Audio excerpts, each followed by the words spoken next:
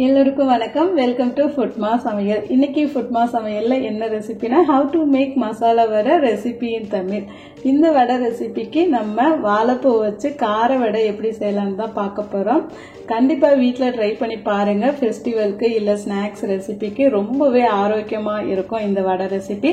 நம்ம பண்ண வேண்டியது வீடியோவை முழுமையா பாருங்க. சமைக்கும் போது விருப்பப்பட்டு விரும்பி சமைக்கணும். இப்போ நம்ம இந்த வாழைப்பூ வடைக்கு வாழைப்பூவெல்லாம் நான் சுத்தம் பண்ணி எடுத்து வச்சிருக்கேன். இது போல நீங்க வாழைப்பூவை சுத்தம் பண்ணி எடுத்துக்கோங்க தேவையான அளவுக்கு. நான் இன்னைக்கு நல்லா 2 கை அளவு வாழைப்பூ எடுத்திருக்கேன். வாழைப்பூ எப்படி சுத்தம் பண்ணணும்னா 1 டேபிள் ஸ்பூன் அளவு கெட்டியான தயிர் எடுத்துக்கோங்க. தேவையான அளவுக்கு தண்ணி ஊற்றிக்கோங்க. 2 கப் அளவு நான் ஊற்றிருக்கேன். கொஞ்சமா உப்பு சேர்த்துட்டு நம்ம நறுக்கி வச்சிருக்க வாழைப்பூவை இந்த மோர்ல போட்டு வைக்கும்போது வாழைப்பூ கருத்து போகாமையும் துவர்ப்பு இல்லாமையும் இருக்கும்.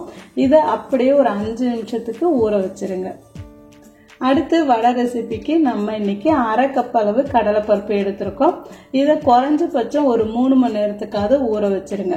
ஊறின பருப்பை இது போல தண்ணியே இல்லாம நல்லா வடிச்சு எடுத்துக்கோங்க. ஒரு 10-15 நிமிஷம் அப்படியே விட்டீங்கன்னா தண்ணி எல்லாம் கம்ப்ளீட்டா வடிச்சு எடுத்துருவோம். தண்ணியில ஊற வச்ச காஞ்ச மிளகாய 2 சேர்த்துக்கோங்க. 1 பச்சை மிளகாய், 1 பல்லு பூண்டு, 1 கொத்து கருவேப்பிலை. இந்த மசாலா வடைக்கு 1 டேபிள் ஸ்பூன் அளவு பொட்டுக்கடலை சேர்த்தீங்கன்னா நல்ல மொறுமொறுப்பா இருக்கும். 1/2 டீஸ்பூன் அளவு சோம்பு, 1/2 டீஸ்பூன் அளவு மிளகு, 1/4 டீஸ்பூன் அளவு சீரகம். நம்ம வாழைப்பூல 1 கைப்பிடி அளவு சேர்த்துட்டு மிக்சியில ரிவர்ஸ்ல 2 பல்ஸ் மட்டும் விடுங்க. பாருங்க, மாவோட பதம் இந்த பதத்துல இருந்தாதான் நமக்கு வடை நல்ல மொறுமொறுப்பா கிடைக்கும். நறுக்கி வச்ச வெங்காயம் 1, நறுக்கி வச்ச இஞ்சி, கொத்தமல்லி இலை, பெருங்காயத்தூள், தேவையான அளவுக்கு உப்பு. அடுத்து வாழைப்பூவை நல்லா தண்ணி இல்லாம புழிஞ்சிட்டு 2 கைப்பிடி அளவு சேர்த்திருக்கோம்.